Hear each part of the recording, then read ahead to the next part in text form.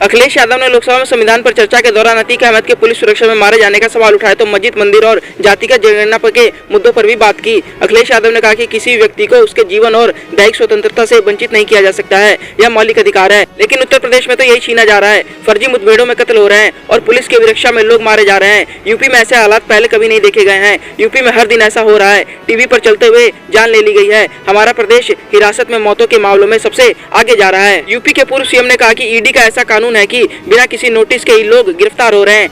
इसके अलावा जातिगत जनगणना का मुद्दा उठाते हुए कहा कि यदि जातिगत जनगणना कराना चाहे तो करा ले। मैं तो कहता हूं कि आप चाहे तो करा ले, वरना हमें जब भी मौका मिलेगा तो हम कराएंगे। आउटसोर्सिंग से नौकरियां दी जा रही है, आरक्षण खत्म हो रहा है, कुलपति और प्रोफेसर नियुक्त करने में एनएफएस लिखा दिया जाता है, यानी कोई उपयुक्त नहीं मिला। यदि सारे वीसी प्रोफेसर की सूची जारी कर दी जाए तो बात साफ हो जाएगी कि वे 10% लोगों का ही ख्याल रखा जा रहा है, 90% लोगों को कोई चिंता नहीं हो रही है। जातिगत जनगणना से भेदभाव नहीं बढ़ेगा, बल्कि जातियों के बीच दूरियां कम होंगी।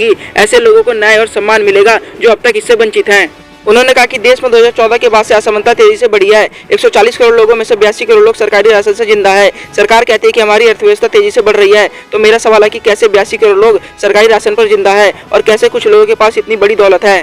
यदि आपकी अर्थव्यवस्था ऊंचाइयों पर जा रही है तो हमारे जो 60% गरीब लोग हैं उनकी प्रति व्यक्ति आय क्या है, इसके आंकड़े भी तो सरकार को देना चाहिए। इससे स्पष्ट हो जाएगा कि 5% लोगों के पास कितनी कमाई है। राज्य की निगाह में सभी धर्म समान है। अखिलेश यादव ने कहा कि हिटलर ने भी लोकतांत्रिक तरीके से चुने जाने के बाद संविधान बदला था और तानाशाही लागू कर दी थी। संविधान की प्रस्तावना में सामाजिक आर्थिक न्याय दिलाने की बात है, लेकिन ऐसा क्या है, आर्थिक न्याय के बिना कुछ भी संभव नहीं है। धन्ना सेठों की सरकार बड़े पैमाने पर खर्च करके सत्ता में आ जाती है, ऐसे राजनीतिक न्याय भी छीना जा रहा है। आज अभिव्यक्ति की स्वतंत्रता का अर्थ देशद्रोह है। आज उपासना में भी दिक्कत है, क्योंकि हर मस्जिद के नीचे मंदिर खोजा जा रहा है। आज एक ही कानून कुछ लोगों के लिए अलग है। यदि सत्ता पक्ष का आदमी गेरुआ गमछा पहनकर गाली दे तो जी हजूरी, दूसरे व्यक्ति न्याय मांगने जाए तो लाठी मिलती है। इस खबर पर क्या है आपकी राय, हमारे कमेंट बॉक्स में जरूर लिखिएगा। और देश दुनिया की तमाम खबरों को सबसे पहले जानने के लिए हमारे यूट्यूब चैनल सिडेंस को सब्सक्राइब करें और बेल आइकन बटन को प्रेस करना बिल्कुल ना भूलें। धन्यवाद।